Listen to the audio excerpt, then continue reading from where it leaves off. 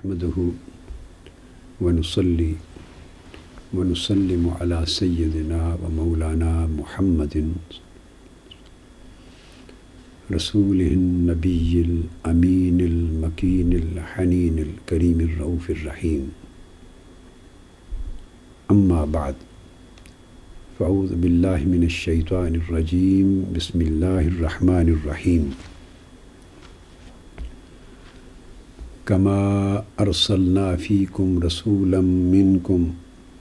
يتلو عليكم آياتنا ويزكيكم ويعلمكم الكتاب والحكمة ويعلمكم ما لم تكونوا تعلمون فاذكروني أذكركم واشكروا لي ولا تكفرون. صدق الله مولانا العظيم. معزز حاضرین اور سامعین و ناظرین، الحمدللہ تعالی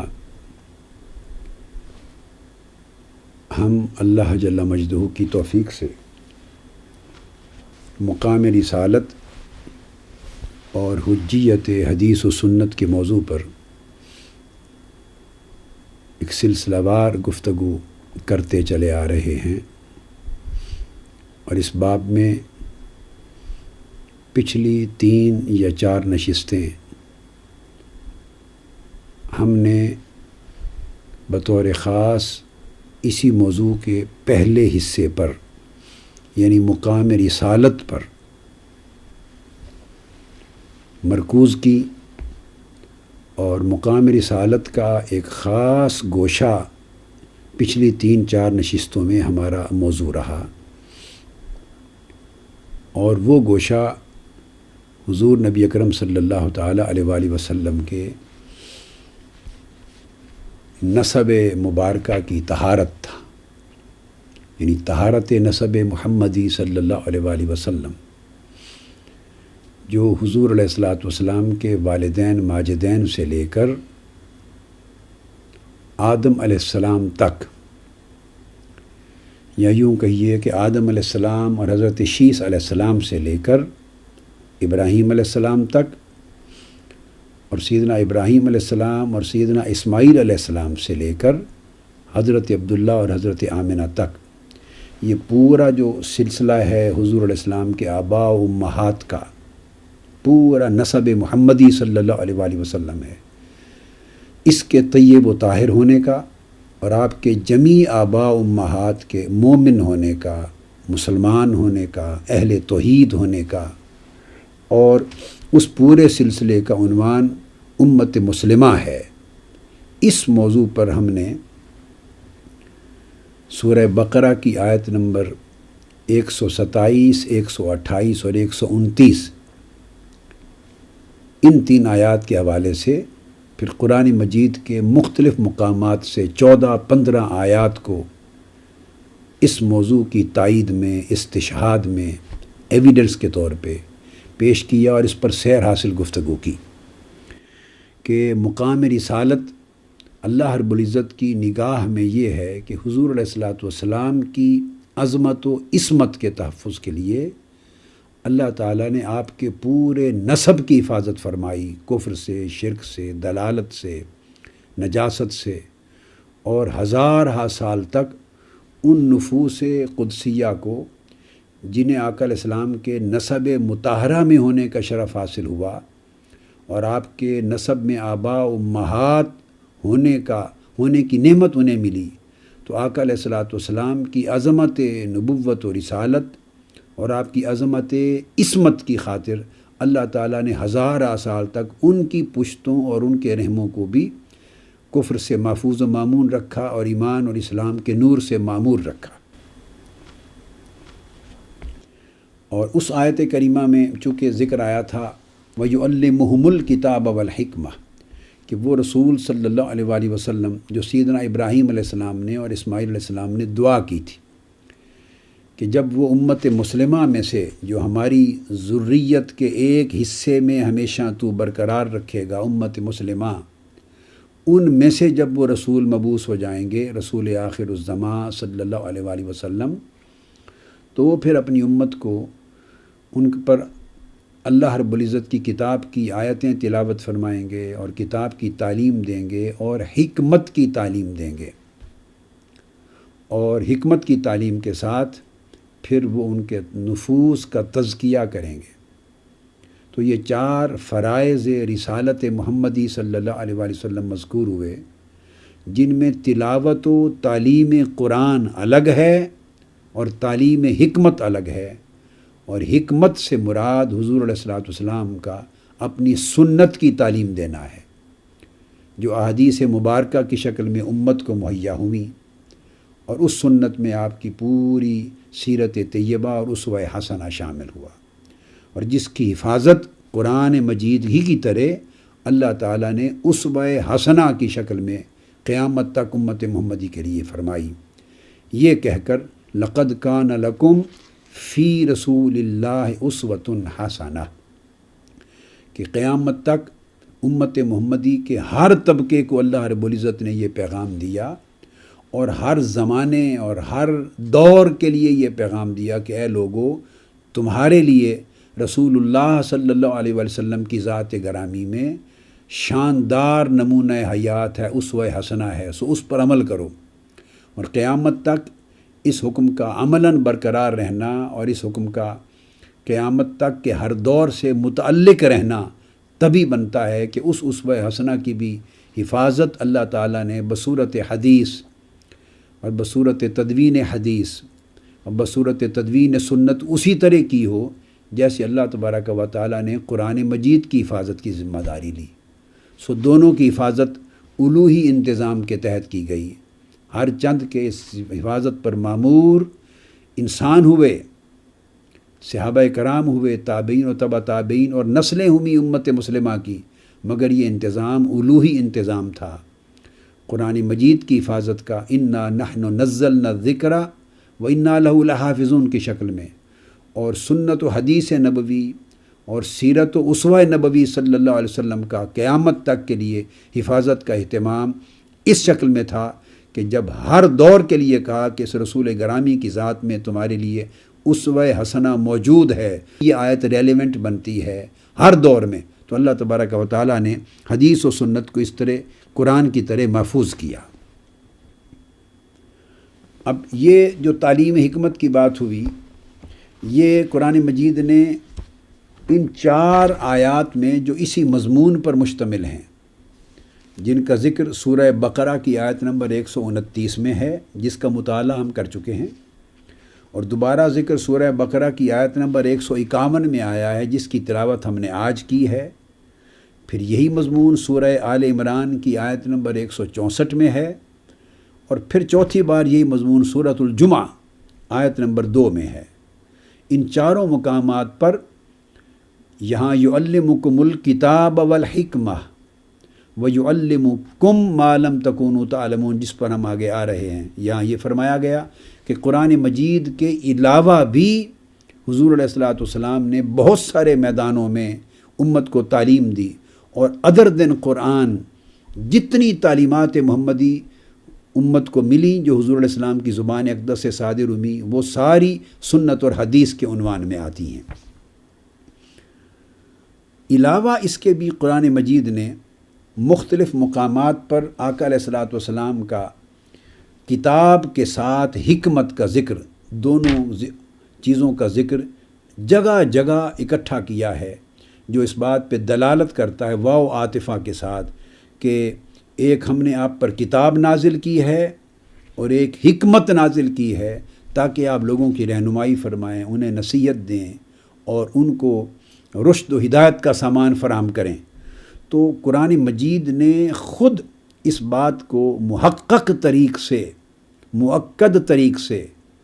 اور نصوص صریحہ کے طور پر واضح کر دیا ہے کہ اللہ تبارک و تعالیٰ نے آقا علیہ السلام پر 2 چیزیں نازل فرمائیں، ایک کتاب اور ایک حکمت۔ بار بار قرآن کہہ رہا ہے کتاب تو ہوئی قرآن، اور ساتھ حکمت نازل فرمائی۔ تو حکمت کیا ہے؟ وہ آقا علیہ السلام کی سنت ہے، سیرت طیبہ ہے۔ اس لیے حدیث پاک میں آتا ہے کہ آقا علیہ السلام پر 2 وحییں نازل ہوئیں۔ آقا نے فرمایا کہ کتاب کی وحی کی مثل اللہ نے دوسری وحی مجھ پہ نازل کی، وہ آقا علیہ السلام کی سنت اور حدیث ہے۔ وما ینطق عن الہوا ان ہوا الا وحی یوحی، اور یہ میرا رسول گرامی صلی اللہ علیہ وآلہ وسلم اپنی خواہش نفس سے کوئی ایک لفظ بھی نہیں بولتے، ایک لفظ بھی نہیں بولتے۔ ان ہوا الا وحی یوحی، اب ان ہوا یہ کلمہ حصر ہے، اور حصر سے پہلے وما ینطق عن الہوا نفی آئی ہے کہ اپنی خواہش نفس سے کوئی کلام نہیں بولتے، کوئی لفظ نہیں بولتے۔ تو ان ہوا، تو جب ان کلمہ حصر کے بعد جو لفظ ہوا آیا ہے، ہوا کہ یہ وہ، بلکہ یہ وہ ہے، تو جب یہ جو ہوا ہے پھر اس کا جو اس کلمہ حصر سے ما قبل جس چیز کی نفی کی گئی ہے یہ وہ اس کا متعلق ہوگا۔ اس لیے ارشاد فرمایا کہ اپنی زبان سے وما ینطق، کوئی نطق نہیں کرتے، کوئی کلام نہیں کرتے، کوئی لفظ ادا نہیں کرتے اپنی خواہش نفس سے، تو پھر جو لفظ بولتے ہیں اور کلام بولتے ہیں اس کا درجہ کیا ہوگا؟ ان ہوا، بلکہ وہ، اور وہ سے مراد وہ کلام جو ان کے منہ سے صادر ہوتا ہے، وہ ہر لفظ جو ان کے منہ سے نکلتا ہے، وہ ہر گفتگو جو ان کی زبان سے نکلتی ہے، ان ہوا الا وحی یوحی، وہ سوائے اس کے اور کچھ نہیں مگر یہ کہ وہ وحی ہوتی ہے، اور وحی بھی وہ جو اللہ کی طرف سے کی جاتی ہے۔ تو صاف ظاہر ہے کہ زبان رسالت مآب صلی اللہ علیہ وآلہ وسلم سے نکلنے والا ہر لفظ اور ہر جملہ اور ہر کلام اور ہر گفتگو قرآن تو نہیں ہے۔ قرآن تو وہی ہے جو آیات کی شکل میں جبرائیل امین لے کے اترتے تھے، تو ان آیات قرآنی کے علاوہ جو کچھ ادا ہوتا ہے قرآن مجید اسے بطور حصر فرما رہا ہے کہ ان ہوا الا وحی یوحی، اور اس ہوا کا جو متعلق ہے، اس ہوا سے جو مراد ہے وہ وما ینطق ہے، وہ نطق جو ان کی زبان سے نکلتا ہے، وہ ہر کلمہ، ہر کلام، ہر جملہ، گفتگو کا ہر لفظ جو ان کی زبان سے نکلتا ہے وہ ان کی خواہش نفس سے نہیں نکلتا، بلکہ اس کا درجہ وحی کا ہے، وہ وحی ہوتا ہے اپنی حقیقت میں جو اللہ کی طرف سے ان پر کی جاتی ہے۔ تو قرآن مجید نے گویا یہاں بھی دو وحیوں کا، وحیین کا ذکر کر دیا۔ ایک تو وحی بلا شک و شبہ وہی ہے جو قرآن ہے، جو جبرائیل امین علیہ السلام کے ذریعے اترتی تھی، مگر علاوہ اس کے جو ہر لفظ ادا ہونے والا زبان رسالت مآب سے، اس کو بھی اللہ نے وحی کا، وحی یوحی، ان پر وہ بھی وحی کی جاتی ہے۔ تو وہ قرآن کی آیات کے علاوہ پھر جو کچھ آپ نے فرمایا اور جو کچھ آپ نے کیا وہ حضور کی سنت اور حدیث ہوئی۔ تو قرآن مجید نے کیٹیگوریکلی آقا علیہ السلام کی سنت و حدیث کو وحی قرار دے دیا۔ تو جب وحی قرار ہوئی تو اس کی بھی حفاظت اسی طرح لازم ہو گئی جس طرح قرآن مجید کی حفاظت۔ اب قرآن مجید میں سورہ بقرہ کی آیت نمبر 231 ہے، اس میں بھی اللہ رب العزت نے حضور علیہ السلام پر دو چیزوں کے نازل کیے جانے کا ذکر فرمایا ہے۔ ارشاد فرمایا وَاذْكُرُوا نِعْمَةَ اللَّهِ عَلَيْكُمْ وَمَا أَنزَلَ عَلَيْكُمْ مِنَ الْكِتَابِ وَالْحِكْمَةِ يَعِظُكُمْ بِهِ، اے لوگو اللہ تعالیٰ کی اس نعمت کو یاد کرو جو تم پر ہوئی، اور جو اللہ نے تمہارے اوپر نازل فرمایا کتاب کی صورت میں اور حکمت کی صورت میں۔ اللہ تعالیٰ تمہیں اس کی نصیحت فرماتا ہے کہ اس کو تھام لو، اسے یاد کرو، اس کو تھام لو، اس سے تمسک اور اعتصام اختیار کرو، اس کے دامن سے لپٹ جاؤ، اسے اپنے اوپر لازم اور واجب بنا لو۔ یہ اللہ کا حکم ہے، کیونکہ دو چیزیں اللہ نے نازل فرمائی، وَمَا أَنزَلَ عَلَيْكُمْ مِنَ الْكِتَابِ وَالْحِكْمَةِ، کہ جو اللہ نے تمہارے اوپر نازل فرمایا ہے، ایک کتاب اور ایک حکمت۔ تو کتاب تو قرآن ہوا، اب وہ حکمت کیا ہوئی جو اللہ نے نازل کی ہے؟ اب وہ قرآن تو نہیں ہو سکتا، کیونکہ قرآن کا ذکر تو الگ سے الکتاب کے طور پہ آ چکا، ذالک الکتاب لا ریب فیہ، وہ کتاب تک کا ذکر ہو چکا۔ والحکمہ اللہ نے نازل کی ہے، کتاب کے ساتھ حکمت بھی نازل کی ہے۔ اب اس حکمت کو آپ دانائی کہیے، اس حکمت کو آپ قرآن کی تعبیر کہیے، اس حکمت کو قرآن کی تشریح کہیے، اسے قرآن کی تفسیر کہیے، قرآن کی تعبیر اور تعویل کہیے، اس حکمت کو تعلیمات و ہدایات محمدی کہیے، اس حکمت کو فہم دین کہیے، اس حکمت کو فقہ دین کہیے، تفقہ کہیے، جو کچھ احکام کی تشریحات، جو لفظ بھی بولیں گے وہ الحکمہ میں آئے گا۔ اور قرآن کہتا ہے کہ قرآن کے علاوہ وہ حکمت بھی اللہ نے نازل کی ہے، وہ بھی وہی ہے، اور وہ قرآن کے علاوہ جو کچھ حضور سے صادر ہوتا ہے اسی کو حدیث اور اسی کو سنت کہتے ہیں۔ تو گویا آقا علیہ السلام کی جملہ احادیث اور جملہ سنت اور جملہ سیرت طیبہ اور جملہ اسوہ حسنہ اور آپ کے جملہ ارشادات گرامی اور تعلیمات محمدی کا جتنا وسیع سے وسیع بھی میدان بنتے چلے جائیں، ان ساروں کا ایک کامن عنوان بن گیا الحکمہ۔ تو ایک عنوان ہوا الکتاب جو قرآن کی صورت میں نازل ہوا، اور ایک اس کے ساتھ جو کچھ حضور نے دیا وہ الحکمہ، وہ سنت اور حدیث ہوئی۔ اسی طرح سورہ النساء میں آیت نمبر 113 ہے، اس کا مطالعہ کیجئے۔ ارشاد فرمایا وَأَنزَلَ اللَّهُ عَلَيْكَ الْكِتَابَ وَالْحِكْمَةَ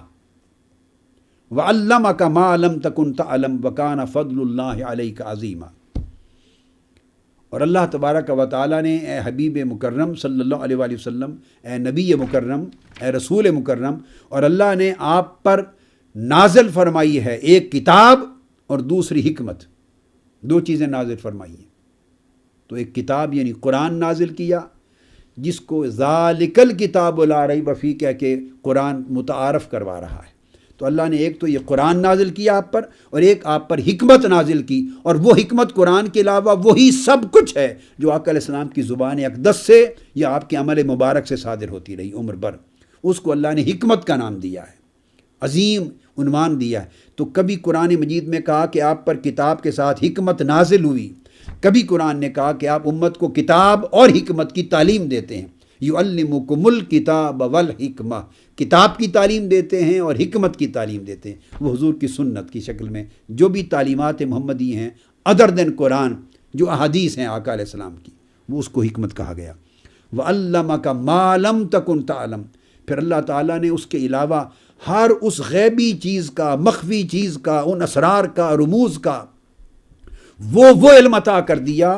جس تک آپ کی اپنی رسائی نہ تھی، ذاتی طور پر اپنی استعداد میں آپ اس کو نہ جانتے تھے۔ قبل اس کے اللہ پاک نے وہ مخفی علوم اور معارف اور غیبی چیزیں اور احوال وہ بھی آپ کو عطا کر دیے، اور وہ اسرار و رموز بھی عطا کر دیے، اور وہ علوم بھی عطا کر دیے جو کسی عقل پر منکشف نہ تھے اور آپ پر بھی منکشف نہ ہوتے اگر اللہ تعالیٰ آپ کو اس مقام پر فائز کر کے عطا نہ کرتا۔ تو وہ علوم منکشف ہو گئے جو قیامت تک امت اس سے استفادہ کرتی رہے گی اگر اسے توفیق ہو۔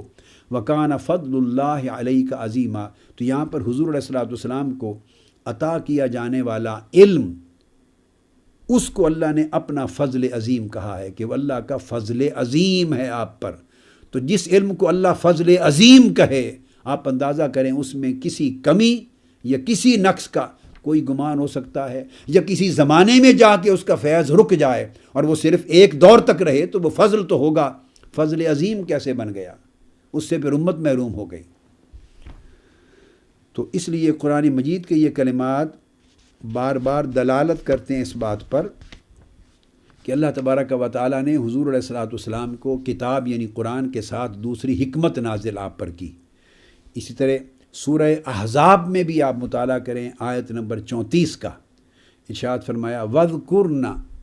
مَا يُتْلَى فِي بُيُوتِكُنَّ مِنْ آيَاتِ اللَّهِ وَالْحِكْمَةِ إِنَّ اللَّهَ كَانَ لَطِيفًا خَبِيرًا۔ اب اس میں اللہ تبارک و تعالیٰ نے تعلیم یہ دو باتیں بیان فرمائی ہیں کہ جو ازواج مطہرات کو، جو تمہارے گھروں میں جو تلاوت کی جاتی ہے، تمہاری گھروں میں جو تلاوت کی جاتی ہیں، دو چیزیں پڑھی جاتی ہیں، دو چیزیں تم کانوں سے سنتی ہو، دو چیزیں زبان مصطفیٰ سے صادر ہوتی ہیں، ادا ہوتی ہیں، اور تم اپنے گھروں میں حضور علیہ الصلوۃ والسلام کی زبان اقدس سے سماعت کرتی ہو، وہ کیا ہے؟ فی بیوتکن من آیات اللہ، ایک تو اللہ کی نازل کردہ آیتوں کی تلاوت ہوتی ہے، حضور وہ بیان کرتے ہیں تم پر، والحکمہ، اور ایک اپنی حکمت بیان کرتے ہیں تم پر، ان اللہ کان لطیفا خبیرا۔ تو آپ دیکھیے جگہ جگہ قرآن مجید نے دو چیزوں کو جڑواں کے طور پہ بیان کیا ہے کہ ایک تم پر رسول اکرم صلی اللہ علیہ وسلم اللہ کی آیتیں بیان فرماتے ہیں اور ایک حکمت بیان فرماتے ہیں۔ لہٰذا کوئی بھی عقل سلیم رکھنے والا شخص جس کے اندر ایک تھوڑی سی بھی عقل ہے، سلامتی کی عقل، صحت کی عقل اور خیر پر مبنی عقل، وہ ان تمام آیات قرآنی کا مطالعہ کرنے کے بعد کوئی دوسری رائے ہی قائم نہیں کر سکتا کہ الکتاب اور آیات اللہ سے مراد قرآن ہے اور الحکمہ سے مراد قرآن کے علاوہ جو کچھ آقا علیہ السلام بیان فرماتے رہے وہ اس کو الحکمت کا عنوان قرآن نے دیا ہے۔ یہی الحکمہ حضور کی سنت ہے، حضور کی حدیث ہے، حضور کا اسوہ مبارکہ ہے، حضور کی سیرت طیبہ ہے، اور حضور کی جمیع تعلیمات ہیں جو آپ نے اپنی حیات مبارکہ میں دیں، قرآن مجید کی آیات کے علاوہ، خواہ ان کی تشریح میں دیں یا الگ سے اپنے طور پہ تعلیم کے طور پہ دیں۔ یہی وجہ ہے کہ امام شافعی رحمۃ اللہ علیہ وہ بغیر کسی شک و شبہ کے وہ کہا کرتے، جب ان سے پوچھا گیا اور انہوں نے فرمایا، امام شافعی نے اپنی کتاب الرسالہ میں، الرسالہ اس کا صفحہ 78 اور صفحہ 79 اس کے اوپر انہوں نے آپ نے بیان کیا کہ ذکر اللہ الکتاب وہو القرآن، کہ اللہ تعالیٰ نے دو چیزوں کا ذکر کیا، ایک الکتاب کا اور ایک الحکمہ کا، اور فرمایا تو اللہ نے الکتاب کا ذکر کیا وہو القرآن، وذکر الحکمہ، اور دوسرا اللہ نے ہر جگہ حکمت کا ذکر کیا، اور الحکمہ تو کہا سنت و رسول اللہ صلی اللہ تعالیٰ علیہ وآلہ وسلم، اور اس سے مراد بغیر شک و شبہ کے حضور کی سنت ہے۔ اب یہ کیسے ہو سکتا ہے کہ نازل اللہ نے کیا، پورا قرآن جگہ جگہ گواہ ہے، نازل اللہ نے کیا، قرآن کو بھی اور حکمت کو بھی، دونوں اللہ کی طرف سے وحی ہیں۔ فرق یہ ہے کہ ایک وحی جلی ہے، ایک وحی خفی ہے۔ ایک بذریعہ جبرائیل امین نازل ہوئی ہے، اسے کتاب اور قرآن کہتے ہیں۔ ایک جبرائیل امین کی وساطت کے بغیر براہ راست اللہ تعالیٰ نے حضور کے قلب اطہر میں القاء کی ہے، اس کو حدیث و سنت کہتے ہیں۔ تو نازل دونوں اللہ نے کی ہیں مرتبہ وحی میں، جلی اور خفی کی شکل میں، دونوں ادا کی جاتی ہیں۔ جگہ جگہ قرآن نے کتاب اور حکمت، قرآن اور سنت کو جگہ جگہ اکٹھا جڑواں حقیقتوں کے طور پہ ذکر کیا ہے۔ تو اب بتائیے کس دلیل کی بنیاد پہ کوئی سوچ سکتا ہے کہ اللہ تعالیٰ دو چیزیں نازل کرے، ایک کی حفاظت فرما دے اور ایک کو غیر محفوظ چھوڑ دے؟ تو لوگ یہ سمجھیں کہ کتاب کی حفاظت کر دی گئی اور معاذ اللہ سنت محفوظ نہیں، اس کی تدوین ہوئی اور اس میں خلط ملط ہو گیا، تو یہ بات نہیں ہے۔ اس میں خلط ملط کرنے والے ہاتھوں نے اگر کیا تو رب کائنات نے پھر انہیں نکال کر اس کی حفاظت کا بھی وہ اہتمام کر دیا۔ اس نقطے پر ہماری گفتگو انشاءاللہ اس سیریز آف لیکچرز کے اینڈ پر آئے گی کہ اس کی حفاظت کا اہتمام کس طرح ہوا۔ اس کو میں اس وقت قبل از وقت ٹچ نہیں کر رہا، میں باقاعدہ کئی درس تسلسل کے ساتھ اس نقطے پر دوں گا، اس کو ذہن نشین کر لیں۔ مگر اس وقت اس بنیادی اصول اور کلیہ کو ذہن نشین کر لیا جائے کہ دونوں ہی چیزیں اللہ نے نازل فرمائی ہیں، کتاب بھی اور حکمت و سنت بھی۔ تو یہ نہیں ہو سکتا کہ دو چیزیں اللہ خود نازل فرمائے امت کی تعلیم کے لیے، ایک محفوظ کر دے اور ایک کو غیر محفوظ چھوڑ دے۔ یہ نظام قدرت الہیہ ہی نہیں ہے، یہ اللہ تبارک و تعالیٰ کی سنت و عادت ہی نہیں ہے، کیونکہ اللہ تبارک و تعالیٰ امت کی کفالت دو طریقوں سے کر رہا ہے، دو چشموں سے کر رہا ہے، چشمہ کتاب سے اور چشمہ حکمت سے۔ چشمہ کتاب کا نام قرآن ہے اور چشمہ حکمت کا نام سنت و حدیث رسول ہے۔ تو چونکہ امت کی علم کی، ان کی ضروریات عقل کی، ضروریات فہم کی، ضروریات فکر و عمل کی، چونکہ کفالت ہی اللہ تبارک و تعالیٰ دو چشموں سے کر رہا ہے، تو ناممکن ہے کہ ایک چشمے کو محفوظ رکھے اور ایک کو غیر محفوظ چھوڑ دے، ایسا نہیں ہو سکتا۔ تو اب یہ حکمت کا معنی تھا جس کا ذکر جگہ جگہ آیا۔ اب آج ہم اسی موضوع کی دوسری آیت کریمہ کو ہم نے تلاوت کیا ہے۔ اس میں اللہ رب العزت نے ارشاد فرمایا کما ارسلنا فیکم رسولا منکم،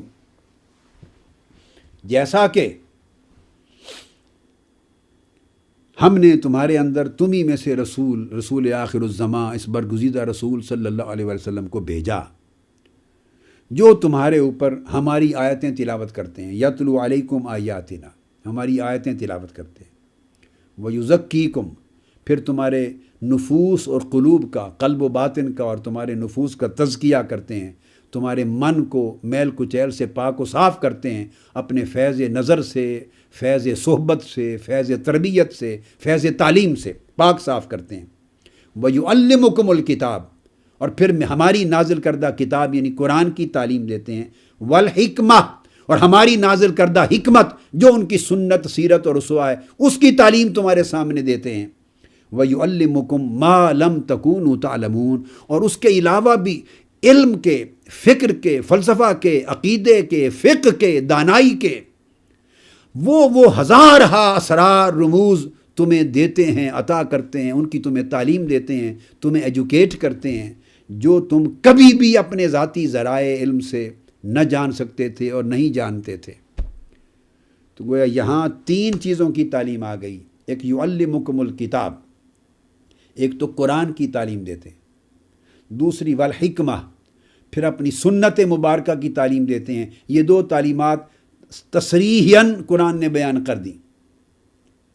وَيُعَلِّمُكُم مَّا لَمْ تَكُونُوا تَعْلَمُونَ، اور پھر اس کے علاوہ کچھ اسرار و رموز بھی دیتے ہیں جو عالم خفیات، مخفی علوم میں سے ہے، غیبی علوم میں سے ہے، جن پر انسان کی عقل کو رسائی نہیں، انسان کے فہم کو رسائی نہیں، انسان کے حواس کو رسائی نہیں، انسان کے ظاہری ذرائع علم کو رسائی نہیں، انسان کے قیاس کو رسائی نہیں۔ وہ مخفی حقائق ہیں، کبھی ظاہر ہونے والے ہیں، آنے مستقبل میں، صدیوں کے بعد، ہزارہا سالوں کے بعد، لاکھوں برسوں کے بعد، یا مستقبل میں ظاہر ہونے والے ہیں، یا لوگوں کے دلوں کے اندر احوال ہیں، کیفیات ہیں، ان سے آگاہی جو تمہیں کبھی معلوم نہیں ہو سکتی، تو ان سے آگاہ کرتے ہیں۔ تو وہ علوم بھی دیتے ہیں۔ اس سے مراد وہ اسرار ہیں، وہ رموز ہیں جو علم لدنی کی شکل میں، جس کے وارث اولیاء اللہ بنے، عرفاء بنے، صوفیاء اور سالکین بنے، اس یعلمکم ما لم تکونوا تعلمون کے وارث۔ یہ اس کا اشارہ اس قسم کے علم کی طرف ہے جس کا ذکر سورہ کہف میں حضرت خضر علیہ السلام کے حوالے سے آیا ہے۔ جب سیدنا موسیٰ علیہ السلام سیدنا خضر علیہ السلام سے ملنے گئے، یہ لفظ دونوں اعرابوں سے ہے، خضر بھی ہے اور خضر بھی ہے، خضر بھی اور خضر بھی۔ تو سیدنا خضر علیہ السلام سے ملے تو قرآن مجید سیدنا خضر علیہ السلام کا ذکر یوں کرتا ہے، فَوَجَدَا عَبْدًا مِّنْ عِبَادِنَا آتَيْنَاهُ رَحْمَةً مِّنْ عِنْدِنَا وَعَلَّمْنَاهُ مِن لَّدُنَّا عِلْمًا، کہ حضرت موسیٰ اور یوشع بن نون نے پھر ہمارے بندوں میں سے اس بندہ خاص کو پا لیا جس کو ہم نے اپنی خاص رحمت کے خزانے میں سے نوازا تھا اور اپنی بارگاہ کے خاص علم کے خزانے سے نوازا تھا۔ عام علم نہیں کہا، رحمتم من عندنا وعلمناہ من لدنا علما۔ یہ کلمہ ہر جگہ علم کے باب میں نہیں بیان ہوتا، صرف بیان ہوتا ہے علمکم ویعلمکم۔ الرحمن علم القرآن خلق الانسان علمہ البیان، صرف مصدر تعلیم کا جو مصدر ہے باب تفعیل سے، اس کے صیغے میں بیان ہوتا ہے علم دیا، علمک ما لم تکن تعلم ویعلمکم ما لم تکونوا تعلمون۔ جگہ جگہ تعلیم دینے کا فقط اس طرح ذکر آتا ہے، مگر یہ جو اشارہ کیا گیا وعلمناہ من لدنا علما، علم لدنی عطا کیا، یہاں سے علم لدنی، علم الاسرار، علم الرموز، علم المعارف، علم الغوامض، مخفی علوم، مخفی معارف جو اللہ رب العزت اپنے محبوب اولیاء مقربین کے دلوں پر مالۂ اعلیٰ سے وارد کرتا ہے اور القاء کرتا ہے۔ یہ القائی علم ہے، یہ الہامی علوم ہوتے ہیں جو انسان کو ظاہری ذرائع سے نہیں ملتے۔ تو یہاں ان امور کی طرف اشارہ ہے۔ خضر علیہ السلام کو اگر اللہ نے علمناہ من لدنا علما، علوم لدنیہ سے نوازا ہے، تو پھر کہاں علم لدنی سیدنا خضر علیہ السلام کا، اور کروڑوں اربوں اور کھربوں علوم حضرت خضر کے قربان علم مصطفیٰ پر صلی اللہ علیہ وسلم پر، حضور کے خزانہ علم لدنی کے ساتھ کسی کا کیا مقابلہ ہے۔ یہ اشارہ اس علم لدنی کی طرف ہے۔ وَيُعَلِّمُكُم مَا لَمْ تَكُونُوا تَعْلَمُونَ، اور خود اللہ رب العزت نے جب حضور کو عطا کیا تو فرمایا وَعَلَّمَكَ مَا لَمْ تَكُن تَعْلَمْ وَكَانَ فَضْلُ اللَّهِ عَلَيْكَ عَظِيمًا۔ ادھر نہیں کہا کہ اللہ کا فضل عظیم تھا خضر پر، نہیں، اللہ کا فضل تھا، اس کی رحمت تھی، مگر جو علم اور علوم لدنیہ اور علوم الاسرار، جو غوامض، جو غیب کا علم، مستقبل کا علم، مخفی علوم اور خزانے جو آقا علیہ السلام پر کھول دیے، ان کے لیے کہا وَكَانَ فَضْلُ اللَّهِ عَلَيْكَ عَظِيمًا۔ اتنا کچھ علم عطا کیا جو کسی کو معلوم نہ تھا، نہ کوئی جان سکتا تھا، اب وہ آپ کو وہ بھی عطا کر دیا، اور اب وہ علوم کے اس خزانے میں سے حضور اپنی امت کو بھی حصہ بقدر استعداد اور بقدر صلاحیت عطا کرتے ہیں۔ تو اس کو اللہ نے اپنا فضل عظیم کہا۔ خدا خود جب کہتا ہے اپنے فضل کو فضل عظیم کا لفظ دیتا ہے تو آپ تصور کر سکتے ہیں کہ اس کی حدوں کا عالم کیا ہوگا۔ تو یہ 3 قسموں کے علم عطا ہوئے۔ جو آقا علیہ السلام آگے امت کو بھی دے رہے ہیں۔ تو اس میں ایک نقطہ اور قابل توجہ ہے، وہ یہ کما، یہ جو حرف آیا ہے کما، کاف، یہ جو حرف ہے یہ حرف جر ہے اور حرف تشبیہ بھی ہے، تشبیہ کے لیے آیا ہے کما، اسے کسی کے ساتھ تشبیہ دی جا رہی ہے، اور ما مصدریہ ہے۔ اب فرمایا کما، جیسا کہ، یا اسی طرح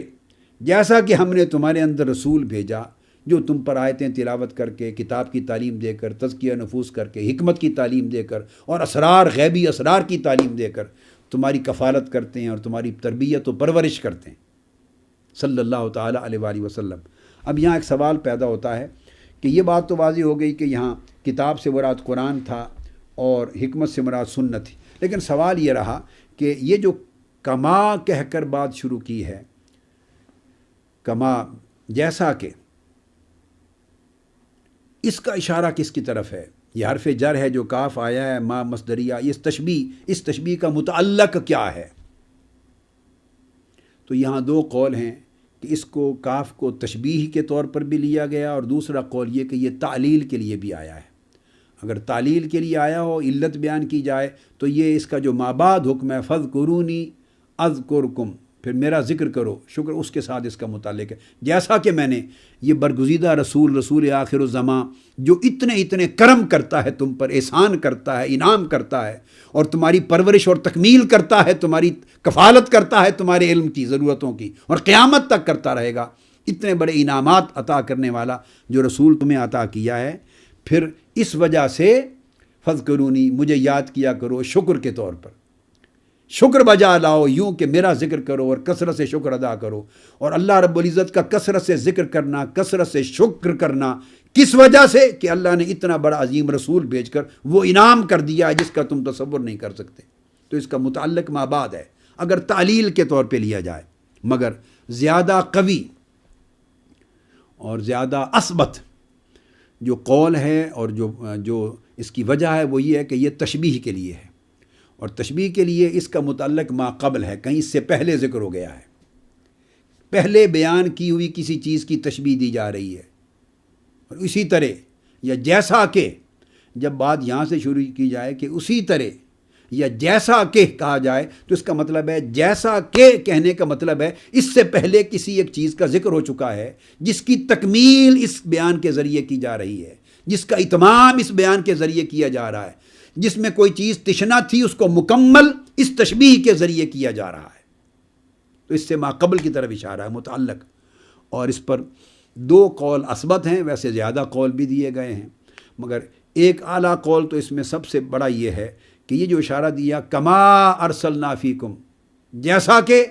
تمہارے اندر ہم نے رسول برگزیدہ مقبول فرما دیا، تو اس کا متعلق دعوت ابراہیم ہے، سیدنا ابراہیم علیہ السلام کی وہ دعا ہے، وہ اس کا متعلق اس کی طرف اشارہ کیا جا رہا ہے کہ جب انہوں نے کعبہ کی تعمیر کے وقت کھڑے ہو کے دعا کی تھی، اور دو دعائیں دونوں اس کا متعلق ہیں۔ ایک عرض کیا وَمِن ذُرِّيَّتِنَا أُمَّةً مُسْلِمَةً لَكَ، باری تعالیٰ ہمارے یعنی میرے اور اسماعیل کی ذریت میں سے ایک گروہ امت مسلمہ بنانا، جس پر ہم پچھلی نشستوں میں بڑی تفصیل سے بات کر چکے، بہت مفصل 3 نشستوں میں کر چکا ہوں اس پر، کہ میرے بیٹے اسماعیل کی نسل میں سے ایک گروہ، ہمیشہ ایک نسل، ایک لڑی، ایک نسب، ایک خاندان، ایک طبقہ ایسے پاکیزہ پشتوں اور رحموں پر مشتمل، آباء و امہات پہ مشتمل، ایسے مردوں اور عورتوں پر مشتمل جاری رکھنا، امتا مسلمتا لک، جو ہمیشہ اہل توحید ہوں اور اسلام پر ایمان پر رہیں۔ ہماری نسل میں سے، ذریت میں سے ایک طبقہ ایسا ہمیشہ جاری رکھنا، یہ عطا کر۔ کیوں؟ اس لیے کہ وَبْعَثْ فِيهِمْ رَسُولًا مِّنْهُمْ، تاکہ پھر ان امت مسلمہ میں سے، اس نسب میں سے پھر رسول آخر الزماں کا ورود ہو اور ولادت ہو۔ یہ جو دعا کی تھی تو اللہ تبارک و تعالیٰ نے اس دعا کی تکمیل اور اتمام کی طرف اشارہ کیا کہ جیسا کہ ابراہیم نے یہ دعا کی تھی، کما جیسا کہ ابراہیم نے مجھ سے دعا کی تھی کہ باری تعالیٰ میری بیٹے اسماعیل کی نسل سے، میری ذریت اور نسل اسماعیل سے ایک امت مسلمہ، ایک پاک مومنین کا نسب قائم رکھنا، ایک طبقہ قائم رکھنا جن میں رسول برگزیدہ نبی آخر زماں کا ورود، ولادت اور بعثت ہو۔ جیسا کہ ابراہیم نے یہ دعا کی تھی سو اس جیسا کہ دعا کی تھی سو ہم نے اس دعا کو پورا کر دیا، ہم نے اس رسول کو بھیج دیا، اس نسب مبارک کو قائم رکھا، ان کی ذریت میں امت مسلمہ قائم کر دی، اور پاکیزہ اہل توحید اور اہل ایمان کا طبقہ قائم رکھا، اور مردوں اور عورتوں کی ایک پوری نسل ایمان پہ رکھی، تاکہ اس سے نور مصطفیٰ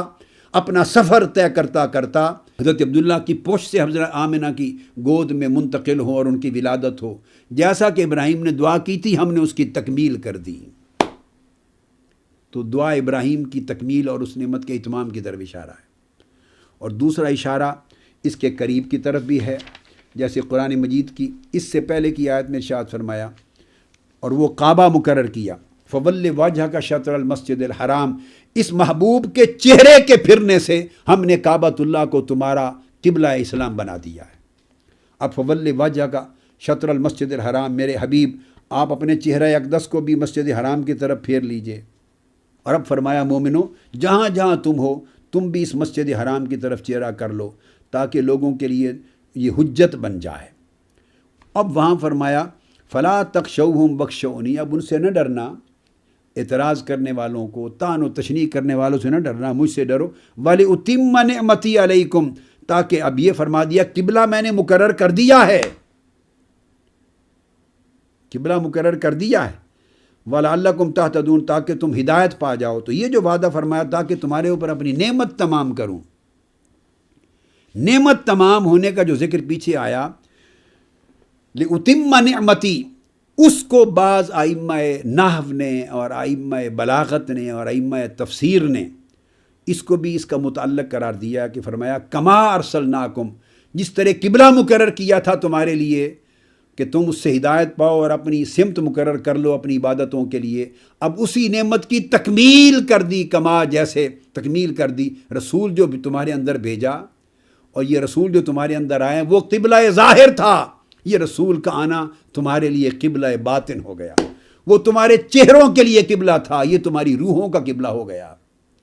وہ تمہاری عبادتوں میں سمت کا قبلہ تھا، یہ تمہاری محبتوں کی سمت کا قبلہ ہو گیا۔ عبادت کرو تو چہرہ اس کی طرف کر لو کہ وہ قبلہ اسلام ہے، مگر جب محبت کرو تو دلوں کی محبت کے چہرے مصطفیٰ کی طرف کر لو کہ یہ قبلہ محبت اہل اسلام ہے۔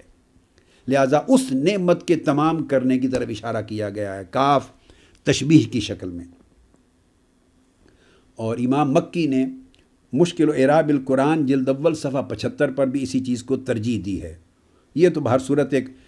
فنی ایک بات تھی جو ضمناً میں نے کر دی۔ تو اللہ تبارک و تعالیٰ نے یہاں پر یہ ارشاد فرمایا کہ حضور علیہ الصلاۃ والسلام کی ذمہ داریوں میں پھر وہ ذمہ داری آ گئی کہ تمہیں کتاب کی بھی تعلیم دیتے ہیں اور تمہیں حکمت کی بھی تعلیم دیتے ہیں، اور کتاب و حکمت سے بڑھ کر جو علوم تمہیں باقی معلوم نہیں ان کی بھی تمہیں تعلیم دیتے ہیں۔ اس کے بعد اب آگے قرآن مجید نے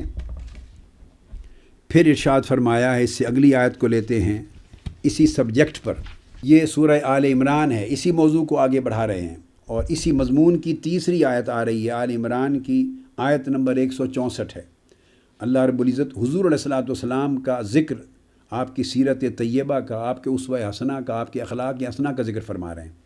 فَبِمَا رَحْمَةٍ مِّنَ اللَّهِ لِنْتَ لَهُمْ وَلَوْ كُنْتَ فَظًّا غَلِيظَ الْقَلْبِ لَانفَضُّوا مِنْ حَوْلِكَ فَاعْفُ عَنْهُمْ وَاسْتَغْفِرْ لَهُمْ وَشَاوِرْهُمْ فِي الْأَمْرِ فَإِذَا عَزَمْتَ فَتَوَكَّلْ عَلَى اللَّهِ إِنَّ اللَّهَ يُحِبُّ الْمُتَوَكِّلِينَ۔ یہ پورا مضمون چلا آ رہا ہے کہ یہ آپ کے رب کی طرف سے، آپ کے رب کی یہ رحمت ہے اے میرے حبیب مکرم کہ آپ سراسر نرمی اور شفقت کا پیکر ہیں، یہ آپ کی رحمت کا آئینہ داری ہے، اللہ کے رب کی رحمت کی عکاسی ہے آپ کے وجود میں، آپ کی سیرت میں، آپ کے اخلاق میں، آپ کی طبیعت میں کہ آپ سراسر نرمی، شفقت، رفق اور رافت کا پیکر ہیں۔ اور اگر آپ سخت مزاج ہوتے اور سخت گو ہوتے، سخت کلام کرنے والے ہوتے، آپ کا دل سخت ہوتا، تو پھر یہ جو جرمٹ پروانوں اور عاشقوں کا آپ کے ارد گرد بڑھتا جا رہا ہے، یہ جرمٹ نہ بنتا، یہ لوگ چھٹ جاتے، دور بھاگ جاتے، خوف زدہ اور وحشت زدہ ہو کر۔ تو آقا علیہ السلام کی عظمت رسالت کا ایک گوشہ یہ دیا ہے کہ آپ سراپا رحمت ہیں، شفقت ہیں، نرمی ہیں، محبت ہیں، رافت ہیں، عنایت ہیں، کرم ہیں، لطف ہیں، انعام ہیں، احسان ہیں، سراپا۔ تو آپ کی شفقت اور آپ کے لطف و کرم کی اور اخلاق کی مٹھاس دیکھ کر دور دور سے پروانے کشاں کشاں چلے آتے ہیں اور جرمٹ بڑھتا چلا جا رہا ہے اور تعلیم لیتے ہیں آپ سے۔ یہ پورا مضمون اس آقا علیہ السلام کے ذکر اقدس کا چلا آ رہا ہے، اور آقا علیہ السلام کی عصمت کا ذکر کیا گیا ہے، آپ کے تقدس کا، آپ کے پاک ہونے کا، اور ہر عیب سے، نقص سے یا کسی گناہ اور خطا سے آقا علیہ السلام کے مکمل اللہ کی طرف سے مامون اور معصوم ہونے کا ذکر کر کے پھر اسی تسلسل میں آیت آئی ہے، لقد من اللہ علی المؤمنین اذ بعث فیہم رسولا من انفسہم یتلو علیہم آیاتہ ویزکیہم ویعلمہم الکتاب والحکمہ ان کانوا من قبل لفی ضلال مبین۔ ارشاد فرمایا کہ یہ اللہ تبارک و تعالیٰ نے مومنوں پر بہت بڑا احسان کیا، مومنوں پر بہت بڑا اللہ نے احسان کیا ہے کہ ان میں، ان کی جانوں میں سے،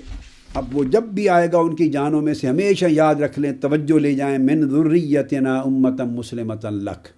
اس کی طرف توجہ ہمیشہ رکھیں۔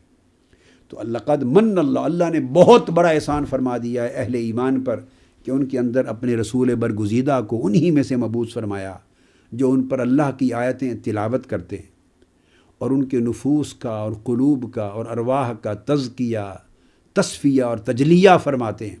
ان کے نفوس کو پاک صاف کر دیتے ہیں، ان کے قلوب کو منور روشن کر دیتے ہیں، ان کی ارواح کو مثل ملائے اعلیٰ کر دیتے ہیں۔ وَيُعَلِّمُهُمُ الْكِتَابَ وَالْحِکْمَةَ، پھر دو تعلیمیں بیان کی، اور ایک انہیں اللہ کی کتاب کی تعلیم دیتے ہیں، والحکمہ، اور حکمت کی تعلیم دیتے ہیں۔ وَإِن كَانُوا مِن قَبْلُ لَفِي ضَلَالٍ مُبِينٍ، اور اس سے قبل وہ کھلی گمراہی میں تھے۔ اب یہاں جو بات بڑی اہم ہے اور توجہ طلب ہے وہ یہ کہ اگر اللہ تعالیٰ کا آقا علیہ السلام کی بعثت احسان ہے مومنوں پر،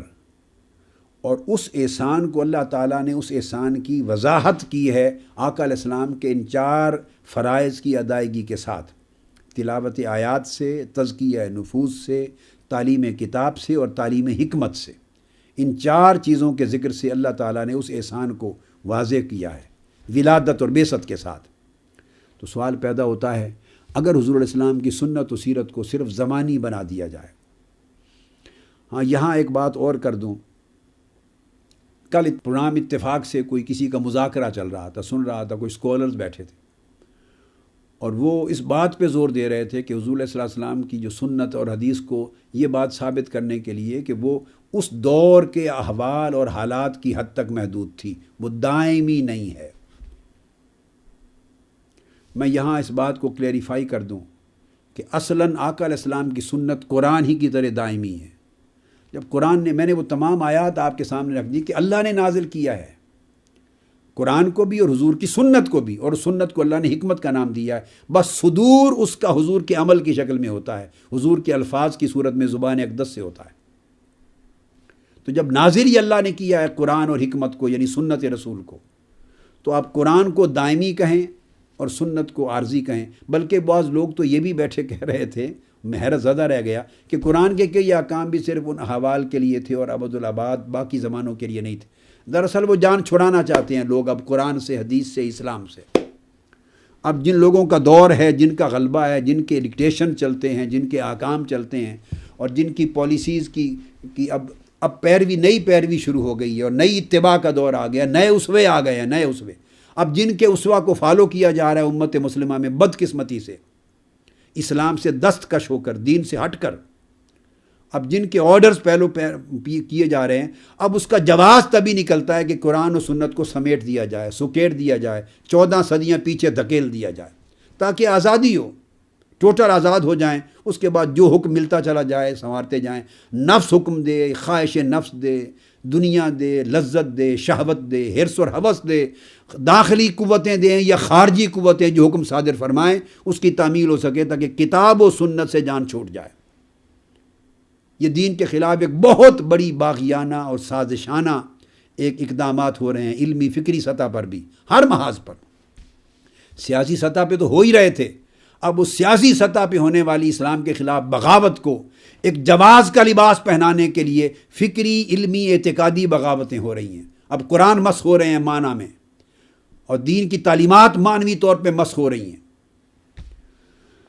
تو میں عرض کر دوں کہ جب نازل ہی اللہ نے کیا ہے قرآن کو اور سنت کو، اور آقا علیہ السلام کی بعثت پوری نسل بنی آدم کے لیے ہے، قل یا ایھا الناس انی رسول اللہ الیکم جمیعا، جب حضور جمی نسل بنی آدم کے لیے اللہ کے رسول ہیں تو اس رسول کی عطا کردہ کتاب اور سنت بنی نسل آدم جمی کے لیے کیوں نہیں ہوگی؟ اگر یہ رشتہ کٹ جائے تو حضور رسول نہیں رہتے، پھر کس چیز کی رسالت؟ معاذ اللہ، استغفر اللہ۔ اسی طرح جب یہ احسان المؤمنین پر ہے تو سوال ہے کہ کیا ہم اپنے آپ کو ایسی تعبیر کرنے والے اپنے آپ کو مؤمنین میں شامل کرتے ہیں یا نہیں؟ اب میں ادباً التماس کر رہا ہوں، سوال کر رہا ہوں ان ذہنوں سے کہ جو سکیڑنا چاہتے ہیں قرآن کو اور حدیث اور سنت نبوی کو اس زمانے میں، صرف حضور کے دور کے تک، اس صدی تک، تو وہ یہ سکیڑنے والے کیا خود کو مومنین، مسلمان سمجھتے ہیں یا نہیں؟ جواب یقیناً یس میں ہے، پازیٹیو ہے، سمجھتے ہیں۔ تو جب مومنین سمجھتے ہیں تو اس آیت میں آ گئے کہ نہیں، لقد من اللہ علی المؤمنین، اللہ نے مومنوں پر بہت بڑا احسان کیا ہے کہ ان میں یہ رسول بھیجے، تو پھر اس کے مصداق ٹھہرے۔ اگر وہ مومن ہیں تو پھر رسول کی ان میں آمد ہوئی، رسول کی آمد ان پر احسان ہوا، تو احسان کس شے کا؟ اس احسان کے ضمن میں 4 چیزیں بیان کی کہ رسول کے ذریعے انہیں کتاب کی تعلیم، کتاب کی تلاوت آیات ان تک پہنچ رہی ہیں، رسول کے ذریعے ان کے نفوس اور قلوب کا تزکیہ ہوتا جا رہا ہے، رسول کے ذریعے انہیں کتاب کی تعلیم مل رہی ہے، اور رسول کے ذریعے انہیں حکمت کی تعلیم مل رہی ہے۔ تو اگر یہ سارے چاروں کے چاروں فیض آج کے مسلمانوں کے لیے بھی یکساں طریق پر جاری و ساری نہ ہوں، اور ہزاروں لاکھوں سالوں بعد کی امت مسلمہ اور مومنین کے لیے بھی یہ چاروں چشمے فیض رسالت کے جاری نہ رہیں، کچھ بند ہو جائیں کچھ رہیں، تو وہ احسان رہے گا، احسان ادھورا ہو جائے گا معاذ اللہ۔ تو انہیں غور کرنا چاہیے۔ ہاں یہ بات الگ ہے، جو احکام اس دور کے لیے تھے انہیں آقا علیہ السلام نے خود الگ کر کے بیان کر دیا ہے۔ ان آیات کو، ان احادیث کو آپ پڑھیں تو حدیث کے الفاظ خود بول کر بتا دیتے ہیں کہ یہ حضور کی وہ سنت نہیں ہے جو دائماً پوری امت کے لیے ہو، وہ اس دور کے احوال کے لیے تھے، حدیث کے خود کلمات بتا دیتے ہیں۔ میں انشاءاللہ آگے چل کر جب اس موضوع پر آؤں گا کچھ مثالیں کوٹ کروں گا۔ وہاں آقا علیہ السلام بطور حکم بیان ہی نہیں کرتے، ایک رائے دیتے ہیں، عرب کے عادات کے حوالے سے بات کرتے ہیں، رسم کے حوالے سے بات کرتے ہیں، اس رسم کو برقرار رکھ لیتے ہیں۔ وہاں وہ کلمات سنت اور کلمات حدیث خود بولتے ہیں اثرات کے ساتھ کہ یہ چیز اس ریفرنس سے ہے، اس ضمن میں ہے۔ جہاں مطلقاً حکم صادر فرماتے ہیں، مطلقاً ارشاد فرماتے ہیں حضور کی حدیث اور سنت میں یا قرآن میں، اس میں امت کو حق نہیں ہے کہ وہ اس کو اس صدی میں سکیڑ کے بند کر دے اور اپنے آپ کو آزاد کر دے۔ پھر آزاد کرنا ہے تو پوری امت سے ہی آزاد ہو جائیں، پھر ایمان اور اسلام کے ٹائٹل سے ہی آزاد ہو جائیں، آقا علیہ السلام کی نبوت اور رسالت کی تابعیت سے ہی آزاد ہو جائیں پھر۔ تو یہ اس کو قرآن مجید نے دائمی کہا اور فرمایا ان کانوا من قبل لفی ضلال مبین، جب تک یہ چشمے میرے محبوب کی آمد کے ساتھ نہیں کھلے تھے تو لوگ گمراہی میں تھے۔ تو اس کا مطلب یہ ہوگا کہ جب ان چشموں کا فیض نہیں ملنا شروع ہوا تھا تو گمراہی میں تھے۔ تو اب اس کا معنی یہ بنے گا کہ جب تم اب بھی ان چشموں کے فیض سے اپنے آپ کو محروم کر لو گے اور ان چشموں کو خود بند کر دو گے، اس صدی میں بند کر کے رکھ دو گے، تو پلٹ کر لفی ضلال مبین، تم پھر گمراہی میں چلے جاؤ گے۔ ہدایت امت کے پاس اس وقت تک رہے گی جب تک نازل ہونے والی کتاب قرآن اور آپ کی عطا کی جانے والی سنت و سیرت اور اسوہ دونوں چولی دامن کے ساتھ کے طور پر امت کے ہاتھ میں رہیں گے۔ امت کا ہاتھ قرآن اور سنت پر یکجا رہے گا، امت کو تمسک رہے گا قرآن سے بھی، سنت رسول سے بھی، حدیث سے بھی، اسوہ رسول سے بھی اور سیرت رسول سے بھی۔ امت جب دونوں بلکہ چاروں چشموں کا فیض پاتی رہے گی تو ہدایت پہ رہے گی۔ جس دن امت نے یا امت کے کسی طبقے نے یا کسی دور نے یا کسی ایک علاقے کے لوگوں نے جس دن ان چاروں چشموں میں سے کسی ایک چشمے کو اپنے لیے بند کر لیا، وہ لفی ضلال مبین کے دور میں پھر پلٹ جائیں گے، وہ پھر گمراہ ہیں۔ خالی کلمہ پڑھنا انہیں کوئی نفع اور فیض نہیں دے گا۔ آج کی گفتگو یہاں پہ ختم کرتے ہیں انشاءاللہ تعالی۔ اگلی نشست میں ہم اسی موضوع کو پھر آگے لے کر چلیں گے۔ وما علینا